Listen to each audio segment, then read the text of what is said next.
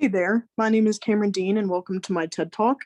The topic of today is going to be whether or not to start a commercial business during the pandemic.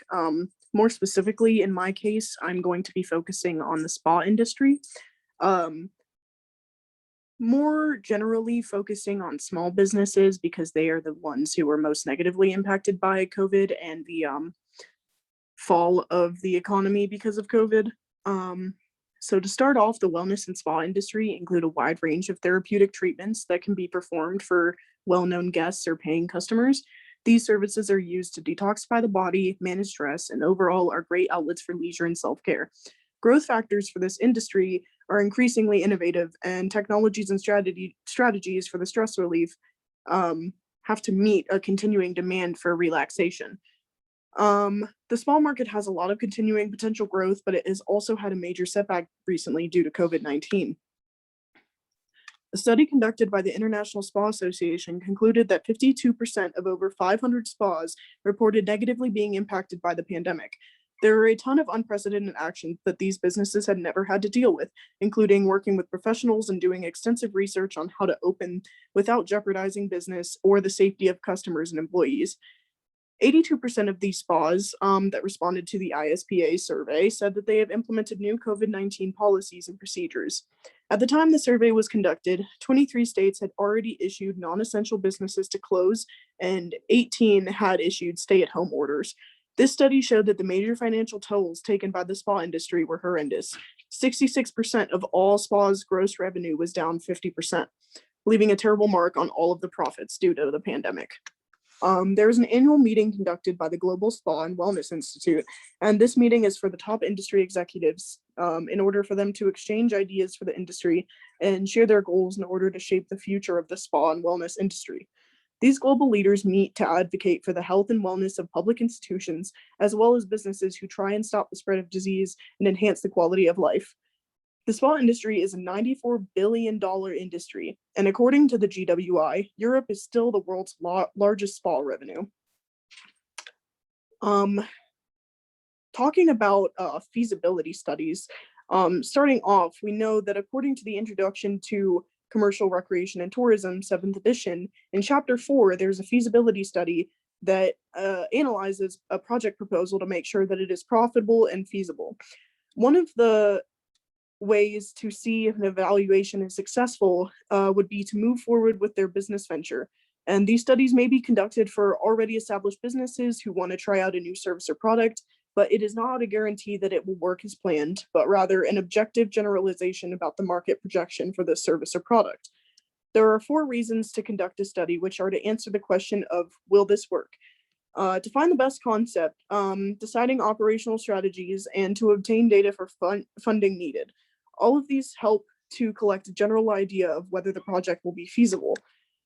There are a lot of situations within the spa industry where a feasibility study could be conducted, whether it is to add a spa inside an existing hotel or resort, creating a new location for a standalone spa. There could be a new product that a spa wants to try with its guests, or an entirely new massage service that they need to collect data for before they decide if it's truly worth it. They need to ask themselves who and how many customers are coming in, who is using this product or service, how often it's requested, how can it be different from other competing spas, how should the pricing structure look based off of competition and maybe existing products. There are countless of elements discussed within a feasibility study, and it's important to fully understand what you are looking for in a business in order for it to be productive. According to American Spa, there are 5 objectives to focus on when conducting a feasibility study. 1 is project objectives and parameters. This is to evaluate the spa as a product of the primary profit, determining optimal location, placing a spa within an existing structure. You might analyze the costs and the ROI, sorry. Lastly, you also want to measure the potential of the spa to become a market leader. Number 2, market opportunity analysis. This is outlining minimum expectation requirements, analyzing competition specifics, look at local hospitality demand indicators, and find a way to differentiate from the competition to make customers happy. Number 3 is to determine the potential customer base. This is gathering data on the forecasted occupancy, guests per room, average length of stay, demographics of customers. as well as other membership opportunities in the facility that customers visit. Number 4 is to determine the demand and revenue potential. Data on this includes a percentage of guests who are using the spa, the percentages and breakdowns of the treatments, room inventory and references to the property, cost of sales and taxes, payroll and staffing requirements, and any additional expenses. Number 5, lastly, is to calculate the ROI. This last step includes developing an architectural program, taking into account inventory, dealing with reception or retail spaces, locker spaces, or additional expenses. You also want to make sure that there's a build out cost provided, assessing when to break even, and finally ensuring the business model meets the expectations. Due to COVID, there are a few elements within the scope of conducting a feasibility study that would be majorly affected by the pandemic and how businesses are currently functioning. These processes are affected by finding and collecting accurate data in this unsure time. So there is no historical data to go off of because human responses are going to be new because of this new pandemic. Market positioning would now be much harder because buyer intentions have changed. People may be scared to come into a spa for health risks, or their demand production is going to go down, but it's hard to know how much so that there is a big elemental change. Opening startup methods will need to be changed to project COVID costs. This can be costs such as shutdowns, new implemented cleaning procedures and materials, new training methods to prevent health risks, and even cutting down full function. Although it is a frustrating time for business owners, especially hands-on experiences such as the spa industry, it is more important to take caution and be safe. In terms of finances, there is a major decline in the economy because of COVID-19. So because of government shutdowns, health measures, and the fear factor of going out and enjoying regular consumption, there was and continues to be a decline in spending, especially when it comes to the spa industry, because it is more of a leisure and a recreational activity that is more of a privilege. So it is definitely a business that caters to those who are able to spend that additional money on wellness, but it is not necessarily an essential business. So when people are concerned about money, they don't immediately come to go get a full body massage or a facial done. There are many factors that influence why people would stop spending money on the spa industry, as well as ways that limit these businesses. And according to the International Spa Association, out of 511 spa industry professionals, 66% of them report revenues being below 50%. So not everyone has an infinite cash revenue to be able to use during a financial crisis, especially during a pandemic like this, where government shutdown prevents people from making more revenue. The first measure is to be able to maybe cut expenses by getting rid of non-essential costs, taking advantage of newer tax advantages, and saving any small amounts of money that could be put away, or taking advantage of talking to your bank provider to find relief options, because there are a lot of government help options out there because of the pandemic. Some of those extra options are relief options available to small businesses who can provide aid when they're saving money, or maybe cutting expenses is not enough to be able to stay afloat.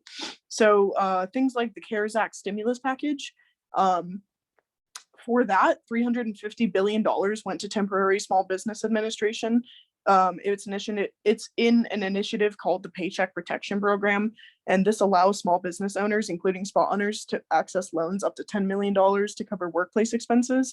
This includes payroll, and those loans are 100% forgivable. Any loan that was not covered by, or any loan amount that's not covered by operating expenses, payroll, or other debt obligations will have a flat 1% interest rate for up to 2 years.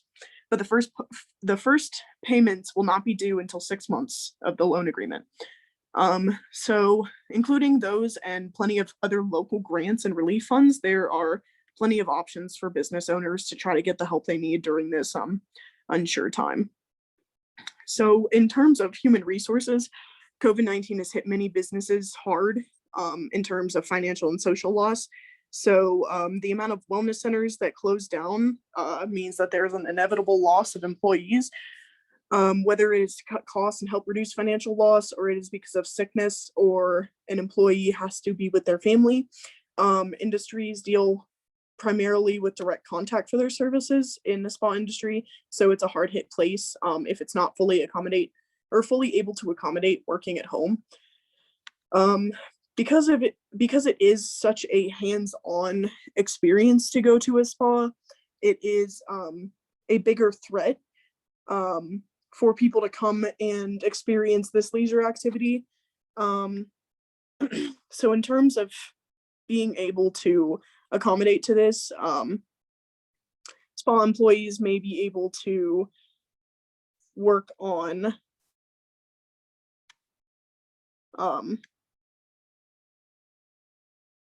I'm so sorry. It is a scary and uncertain time, so those who are not able to make a minimum wage, or like spa industry professionals who work on commission, it may be a little bit more unsure. So human resources definitely needs to be either stepped up or made sure that it is up to standards for those who need help and relief during this time. For programming, the pandemic has extremely changed the way that businesses work, especially small businesses who might not have the available revenue to stay open, or the employees who are able to wait on a paycheck.